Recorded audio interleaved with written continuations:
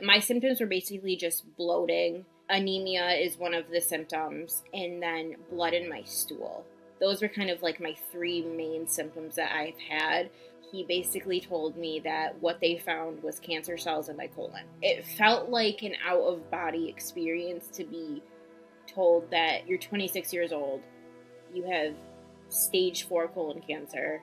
My symptoms were on the milder side, which makes it really scary that they were so mild and that I am at stage 4. I kind of was always a little bloated and I didn't really think anything of it. And honestly, to me, looking back at myself, I can tell that I was bloated, but when it was happening, I couldn't tell at all. It kind of just looked like I was gaining weight, which wasn't really abnormal for me because I've been on antidepressants for a while and it kind of makes you gain weight and lose, it fluctuates your weight a little bit. So it wasn't really alarming. But then I started noticing blood in my stool. And that was going on for some time, and I got in touch with my doctor about it. And then I ended up in May passing out at my house. And I had to go to the ER, and they basically didn't really diagnose me with anything there. They kind of just gave me fluids and told me that I was just super anemic. And just to, get in touch with my doctor again and let her be aware of that. After that is when we actually did the ultrasound. That day is when she told me to come back into her office, and they found a bunch of alarming things that were happening. And they did do a CT scan at my doctor's office, which is where she saw the mass on my ovary, but they weren't really able to tell anything else. So the original thought I had was I have ovarian cancer. That was kind of my take on it. And I asked her, when she told me, I was like, do you think it's ovarian cancer? And she was like, I'm not going to say anything because obviously they don't know, but that's what they kind of put in the paperwork, just possible, what it could be. And she was like, I don't want you to freak out when you see it, but that's what it looked like, basically, without them kind of doing in-depth stuff. So she told me to then go an hour away to a hospital so they could do more in-depth stuff. And I was in the hospital there for a few days, and they did a colonoscopy, and there they basically told me that they didn't call it a tumor then because, like I said, they didn't really know what it was. They just called it a mass on my right ovary.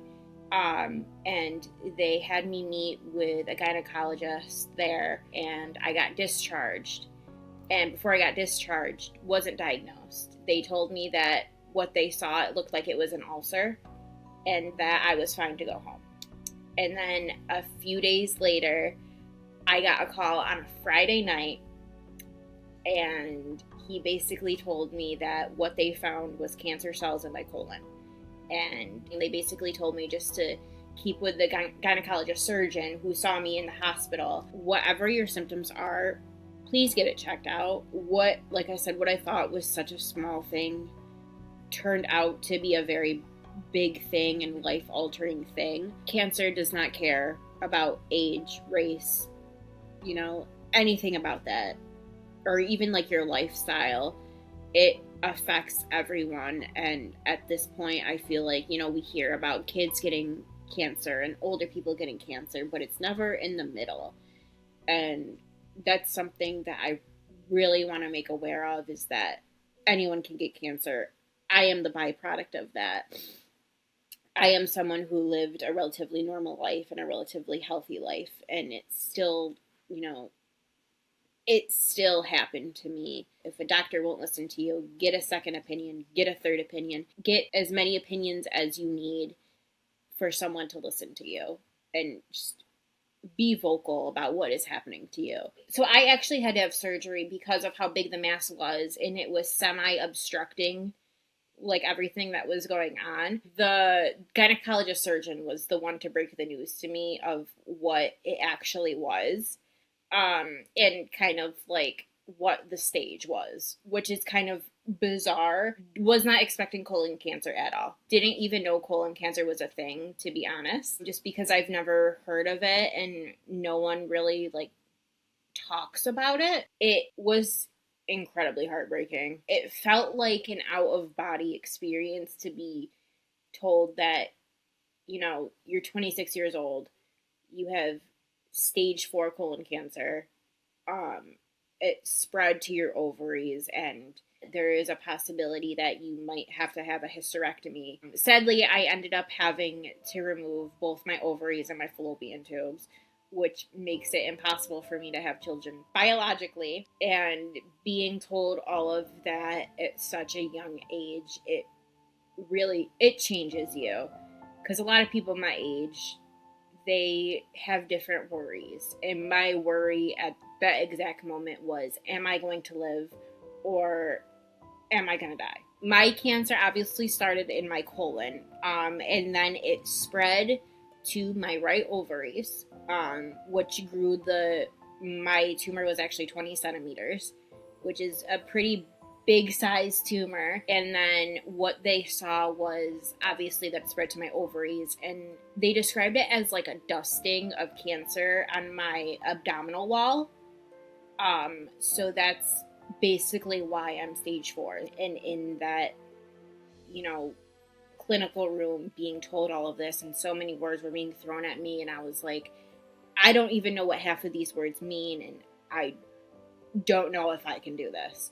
That was kind of my thought process. And my parents were both in the room with me, and they were kind of the ones who took over the conversation. And I just remember sitting there on that table and just bawling my eyes out and just being incredibly scared and angry at the world.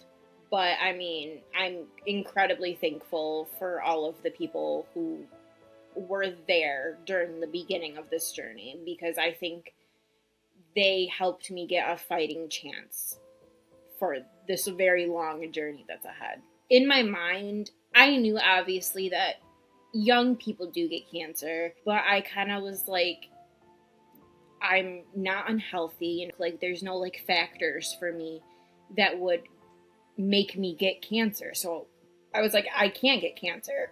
But then when you're told you are at a stage where the statistics are on your side, it kind of makes you reevaluate everything that's going on in your life. And it makes you think that I shouldn't be taking life for granted, or I should be doing what I can, you know, just to be happy. And I know that when I was younger, I used to be just not a very happy person. Now I just think back and I was like, I've wasted my younger years being unhappy and being scared for what? And it just, now I don't see the benefit of being unhappy or being sad. I'm gonna say and do what I feel like because I deserve to. I wouldn't say I'm completely changed because I'm still me, but my outlook on life and just like my attitude has shifted completely. You know that like you do give yourself grace, because there are some days where all I want to do is just be mad at the world. And especially in the beginning, I let myself just cry and be mad and just be, you know, like bitter towards everything. And at one point I was like, it kind of like something switches in your brain, and that's kind of like how I look at it, you know, like I look at it like whatever happens, I'm not gonna let cancer rule my life or let it, you know, take over every happy minute that I have of like living my life. You know, that's not a life that I want while I'm still here or while I'm still healthy. I had surgery in the beginning of July where they did, you know, they removed my ovaries, my fallopian tube.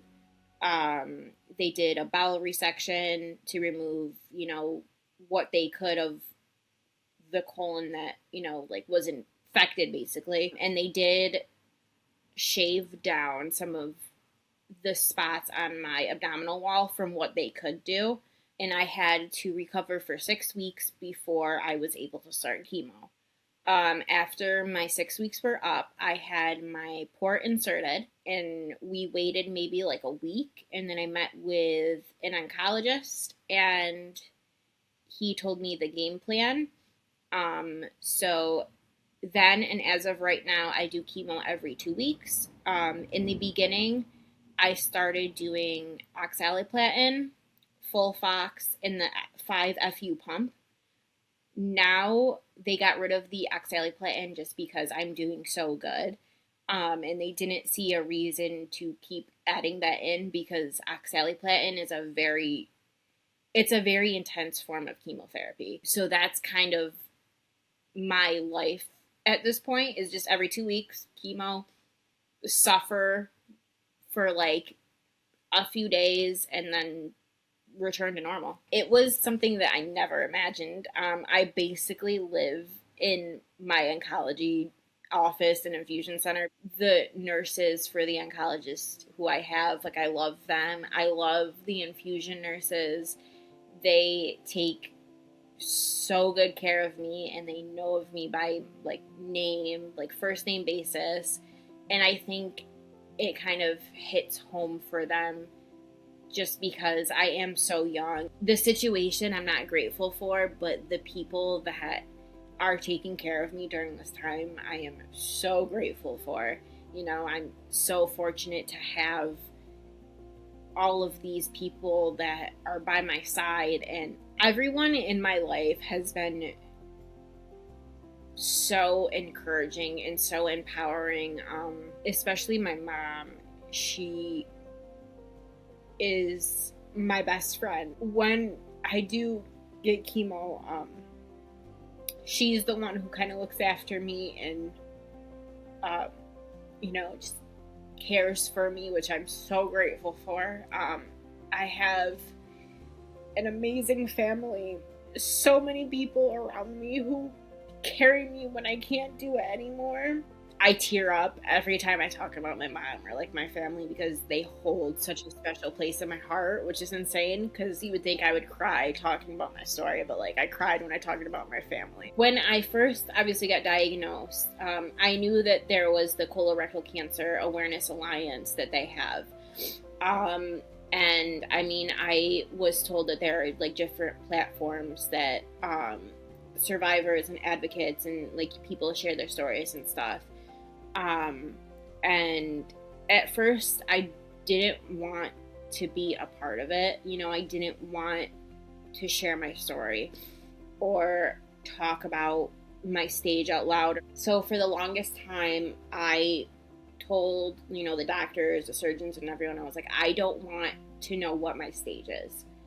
I want to not think about it. Something in my brain just kind of switched where I was like, okay, I'm ready to accept what's happening to me, and I'm ready to talk about this. I'm not really cleared to go back to work. I'm basically bored, and I was like, I don't want to sit around and just, suffer in silence and just accept this. I want to like talk about it, and I want people to know that this is happening, and it's not a disease that just affects like the older generations. It's something that affects young people. It's so empowering to see all of these people come together for one cause, and how many lives are lost. And it's just, I'm so grateful to be part of such a community like that, in a community that's so understanding and built of some of the strongest people that I've ever come across. And it kind of just made me think that I want to do more, in honor of these people that are no longer here, and in honor of those that are still fighting for, these people that aren't here. And it's just, I want to do more, and I want to do more for this community.